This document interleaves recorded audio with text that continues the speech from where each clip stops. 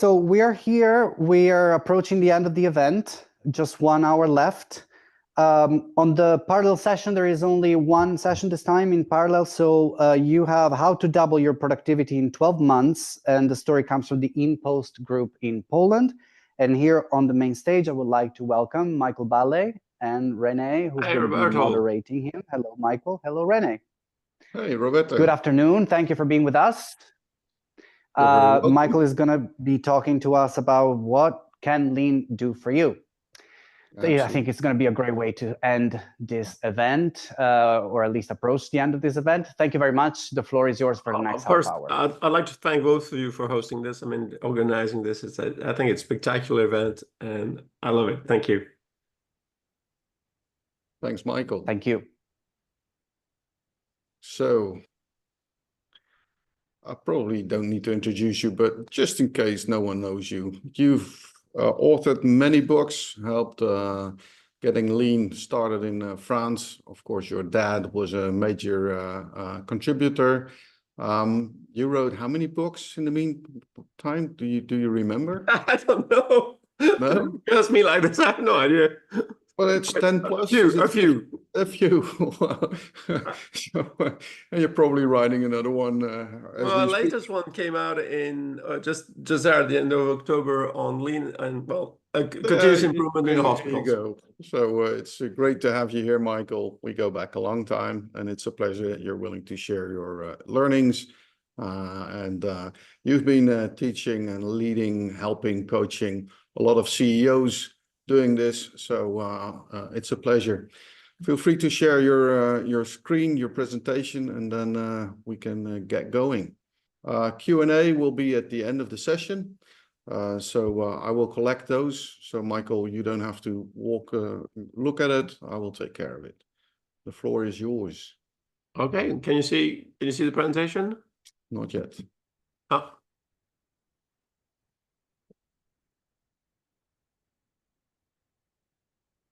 It's up on my screen. It's up on your screen. Can you click on the share button down below? Again, okay, I'll click on the share button. Yes, okay, got it. Okay. Yeah, here you are. Okay, great. Here we go.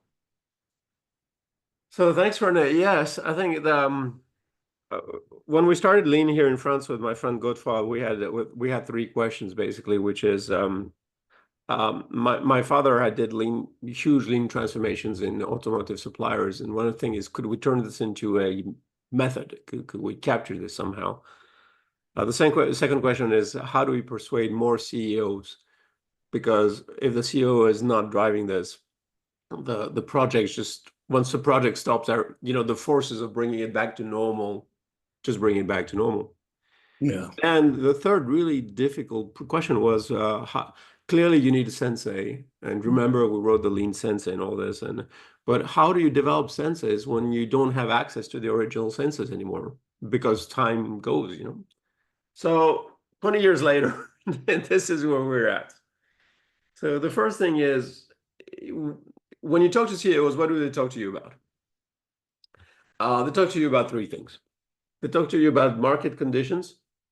They say, like, look, this is what's happening to me. Demand's up, down, market is changing, whatever they talk. And the absolutely crazy things clients do. It's interesting conversations because you have to tell them it's not clients, it's their ERP.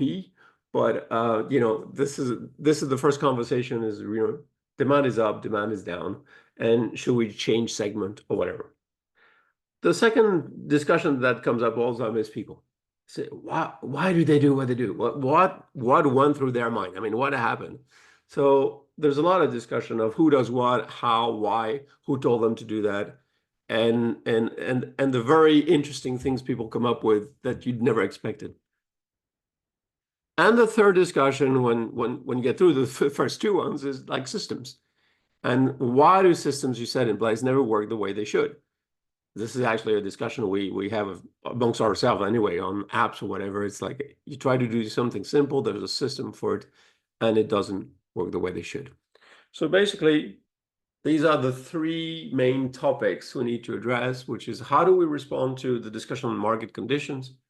on people and systems. So how does CEO see things? Yeah, well, here's Jean-Claude. Jean-Claude Bier is an actual genius. He's an innovator in metallurgy of powder. This is his factory. He does precision parts. Totally incredible guy. And this is what happened to him. This is how you see. The company does grow from 5 to 20 million, but it's not an easy path. The way he sees it is that he's got these major crises. I mean, the first crisis you see that he lost his main client, then he brings him back again, and then and then they start losing clients again, and as industry shifts, and we're looking at a time where globalization, all sorts of things happen.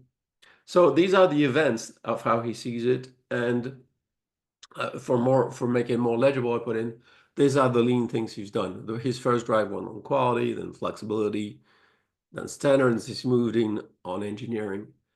So that's what it looks like from his point of view. He's using lean to fix the base of his company and deal with the new challenges. And as you can see, it's not a smooth road, and so far it's worked. So what does it look like inside the company? Well, the same tools that we see. And again, the tools are pretty much the same. The really big question is of interpretation, which is what do these tools tell you and how do you respond?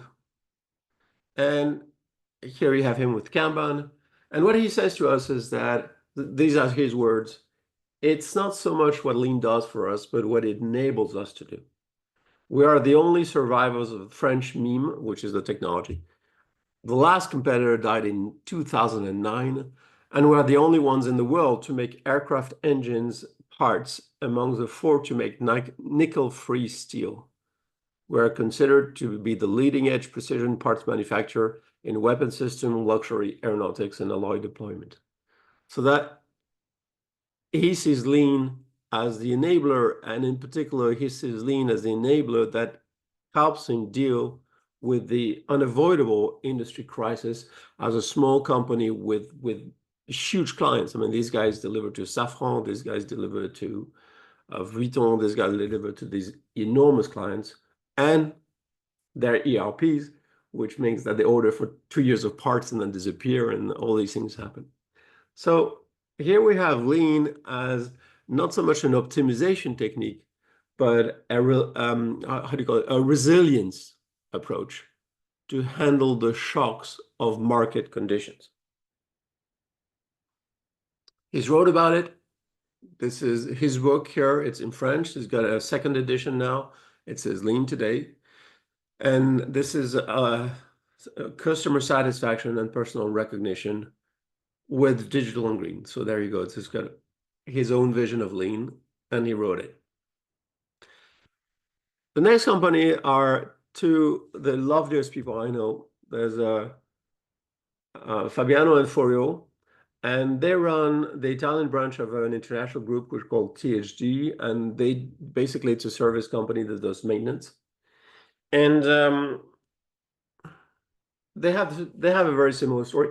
I remember when we started, when I met them and started doing game buzz with them, it was back in, actually it was earlier than that, but let's say it's 2012. And this is a period where they start losing all their main contracts.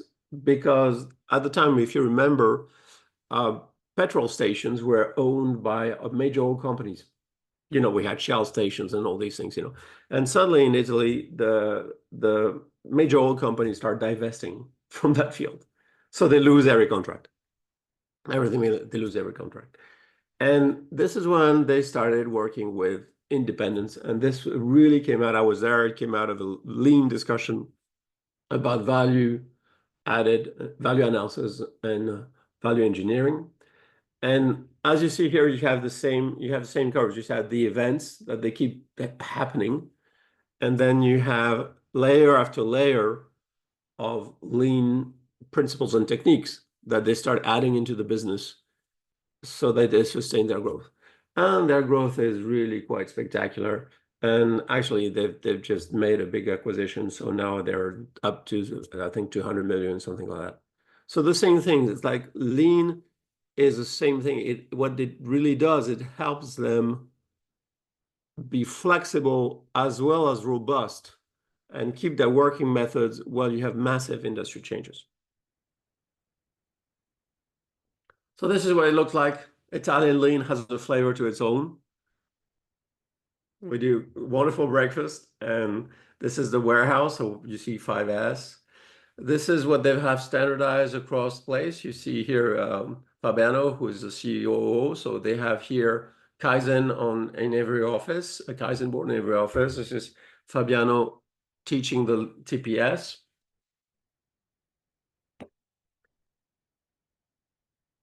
We have sorry, that was Shiro teaching the TPS. Here we have Fabiano teaching the TPS. And one thing that these two brothers do all the time is continuously teach everybody the TPS. And again, the shop floor, the usual, we have a lot of problem solving. This board is a planning board. It would be like a Kanban board for interventions. You have the skills matrix. They've done something quite unusual, which is really interesting and inspired from a visit at Toyota, which is they have this system it's a follow-up system for supervisors to make sure all the Kaizen activities happen. Now, the interesting thing in this company, as you see, we're talking 2012, that's a long time ago, is that Tommaso was a young center manager, has taken up lean a while ago, and that's brought him to be now head of operations of the entire company. So this is the first case where we see that it goes through a second generation. So what we have is Fabiano's and Furio's interest in lean is now passed on to Tommaso's second generation, who then is trying to pass it on to the next generation of center managers. So what they have to say is, here's Tommaso, and his idea of lean is that it made the company more agile and faster at adapting to change. It sees every contract shift as an opportunity to explore new avenues, which is an euphemism to say when you lose a contract, what do you do? And interesting enough, many of the contracts that were lost for administrative and negotiation reasons, they regained simply because their offering is better than others. It's a powerful commercial tool that attracts customers and prepares us to handle critical incidents. It's a way to engage independent workers, making it less routine and more interesting. It's a way to train ourselves to continuously distinguish normal from abnormal and solve problems. So I think it's the heart of it. And have a better idea of who our people are as individuals, their strong points and weaker points, and recognize and use these differences to encourage a mindset more receptive to change. So again, this is a vision of how CEO, here the COO sees it. It's very different from what you hear about the Lean project. It has nothing to do, we don't see anything about savings. We see about building the company and making it robust to changes that you can control. Does that make sense, Renee? Yeah?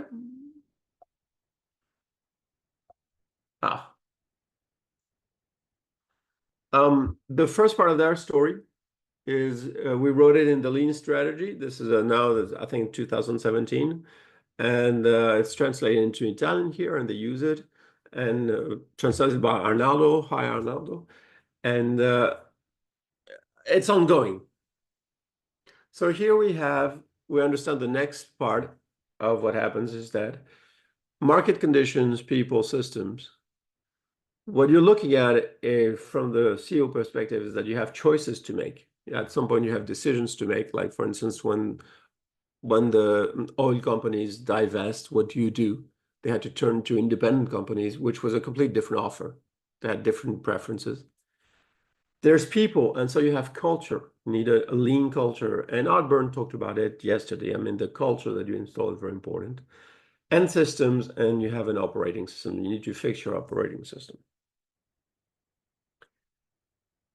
Here's a third company, third example. This is a major food company in France, founded by the father of these three ladies. Here you have Benedict, was one of the co-presidents. And we're doing product testing, as you can see. And so same thing, this is, we're seeing 2,000 people, I think, a huge center, many machines, a huge industrial system. And this is their story. This is what's happened. Is like, how do you, again, it's not yes, there is growth, absolutely, but it's not a smooth road as they've put it. These are their slides. These are not my slides. These are their slides. As you put in these big crises happen, and that there is some of them, for instance, the raw materials crisis post-COVID and the electricity post-COVID as a staffing. They really endanger the business. And you also see step by step how they build a lean system in the company. So they start with Gemba walks, then they start with every interval, production and problem solving. Then they start a lean engineering community, which is really interesting. Set up obeyas and internal training, and now we're working on Ocean Canary. So the thing that these people understood is really the importance of communication and visualization. So they set up all these communication centers, these obeyas everywhere. And this is Séverine, who is our lean officer, working on one. And you see that using visualization to explain to people, these are very, very large factories, and to explain to people what we're trying to do and how they can join and help. So this is a case of really working on the culture. Of course, it's a family-built business. It's an incredible success story. And what they're really interested in is really transmission and creating knowledge. So again, it has absolutely nothing to do with optimization. They're looking for something completely different. And again, it's resilience. So this is what Benedict has to say to us. She says, customers are better understood.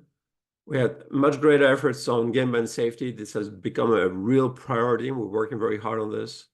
Less reorganizations, actually they used to reorganize every 2 years, and then this has stopped. Less KPIs, but more thorough analysis, less lost time on the wrong problems, more targeted investments, and better identification of talents, which is a key part of the system. If you have any questions, please don't hesitate to interrupt. We won't. So again, her story is told in a book, and it's in French, but this is unfortunately it's not translated. But here you have her story. So again, the big thing they have is like in the lean strategies, like they move from 4D decision making to 4C, 4F in English decision making, to engage and collaborate more. Visualization, engagement, collaboration. So what we have here, in fact, is that if we look at my slide, what Sierra is worry about are market conditions, people, systems, because what they have to do is then they have to make hard choices, they have to build a culture, and they have to run an operating system. And the brilliant thing about lean is that it gives them an answer for all these worries that they have. Once they get it, they can see, I mean, the choices, they take a lean strategy, which gives them certain choices. The culture, you have the Toyota way that's out there that we can use to build the culture. And of course, there's the TPS for the operating system. So in fact, if you get the conversations right, you start linking the fact that what Toyota has offered us is kind of a full package. Because if you take it the right way, it answers the concerns of the CEOs. My last example is Ami Soto. These guys, it's an amazing success story and very, very talented guys. Nicolas and Guillaume started literally from a computer and a phone in, at the time, Nicolas' studio. You know, they had to roll the bed to get working, you know, and they're now a 2.3, I think, billion euro companies. And so over 20 years, it's an incredible success. Selling cars over the internet and using the technology to completely disrupt. Because of course, rather than doing to one brand or the other, you have this infinite store. You can choose the car you want without having to go and visit everywhere. And this has been a spectacular success. So here we see again the same thing. The curve kind of looks, because of the growth is so incredible, it kind of hides the crisis, but it's the same model, is that growth is not smooth. Growth happens to many, many crises, and at some point the market just stops. And so you see the same mechanism, you see the crisis, and we consider they want to they went to the stock market, they did an IPO, which we treated as a crisis. And we were right to do so because internally it was really a crisis. It was a real huge success for the founders, but it was very complicated. And you see the lean layers that are built in the company that respond to these crises. So here is mostly Nicolas, one of the founders, and he's incredible on the Gemba. He's a co-author of the Lean Sensei. And on the Gemba, here you see the problem solving. We use a lot of MIFAs to understand the flows. And this is Romain. So Romain, when Nicolas started acquiring companies across Europe and being an international group, Romain took over as CEO of the French part, and the same thing. So Romain is now leading the effort. And so you see here, Romain doing his Gemba walks, Romain practicing at a dojo. In his own right, he's already CEO of a 800+ million euro company. It's a big company itself. Here you have Nicolas on, and Nicolas continues to, so almost doing France. Nicolas continues to do the Gemba walks in the acquired countries and to develop the lean culture.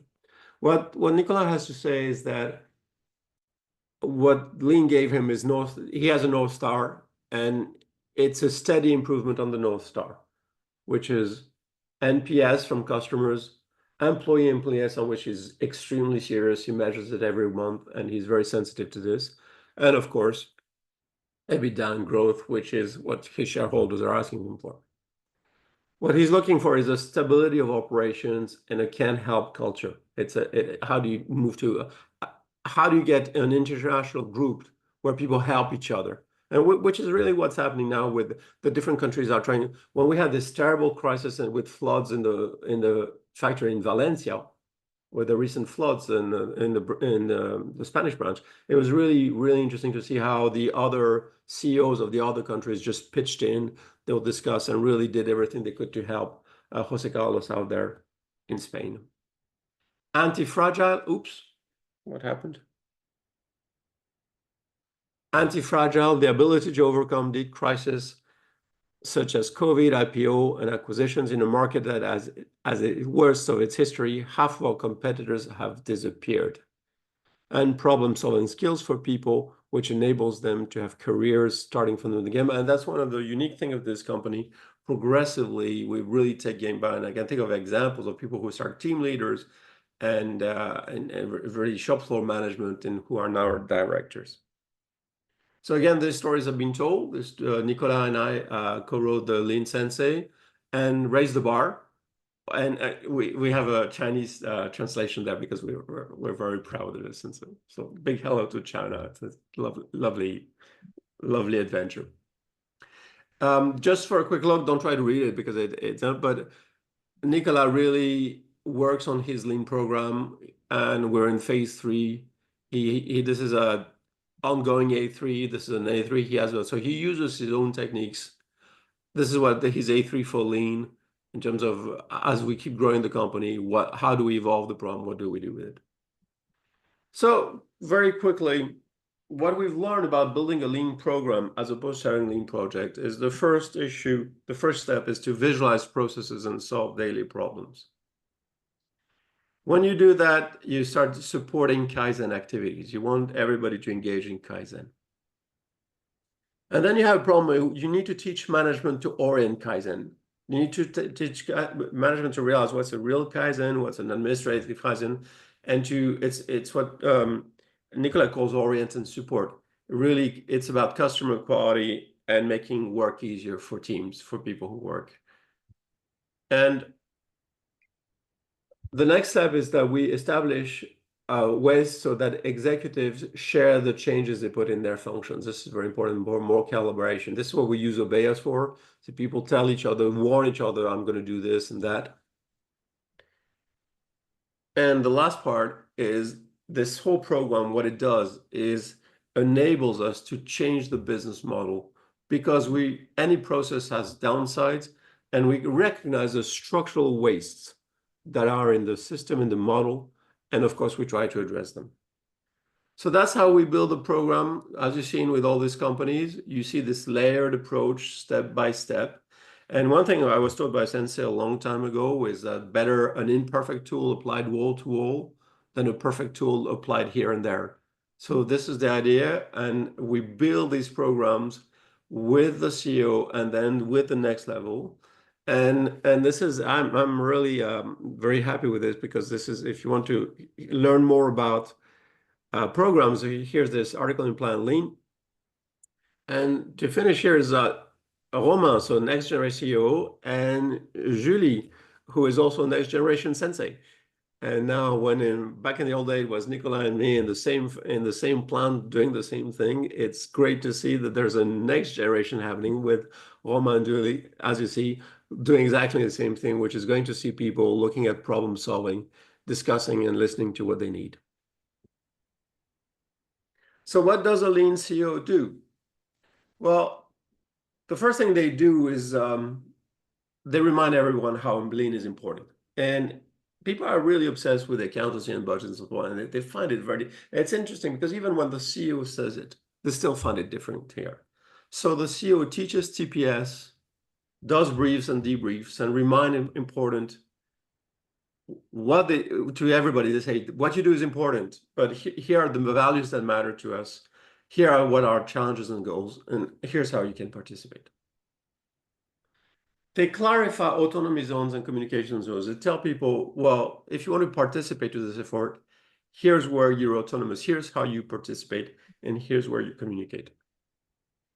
A very important thing, and very hard to do, that changes the culture, is encourage everyone to do kaizen on the gemba and focus on solving the right problems. And it's always go back to customers, members, partners, and rather than management has a tendency to solve their problems, and we want them to solve customer or people's problems. And the first thing they say, which is what the system helps them to do, is to seek better decision making at every level by organizing the teaching and the training at problem solving. And yes, there is control in the system. What we control is not what people do, but the quality of their problem solving. So that's me. Those are the 4 lessons I get out. I think I'm running out of time. Well, we have time for a couple of questions. Oh, brilliant. You're up to it?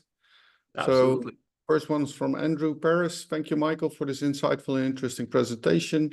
I have maybe a less refined understanding of lean. I have not distinguished between lean strategy, Toyota Way, and TPS. What are the key components of each of these, and how to make the distinction between these 3 things? Wow, it's. I have 30 seconds, right? Yeah, so might be a question that takes a bit. All right. Well, actually, this is studying. I mean, Toyota is a pioneer, and Toyota teaches us. So TPS is we learn TPS from. There are many books on TPS, and there's many consultants who teach you TPS. Toyota Way is harder to access. You have to look for it, and Jeff's Toyota Way book is great, but the Toyota Way from Toyota is a bit different. This is about the culture, and the culture coming from Japan and adapted for the US. So it's very interesting for us. And the lean strategy, well, really, it's about being an observant of Toyota and watching how they react. I mean, so certainly recently with the decision on the hybrid versus full electric battles, and we see them react. And I would recommend you to read to follow the Toyota Times. They've just done an incredible video on how they react to the fact that they've been caught with the certification process and their response. So you just watch what they do. Hi, guys. Hello. Hey. I'm back. I'm sorry, time is up. Very sorry to cut you off. Thanks, Michael.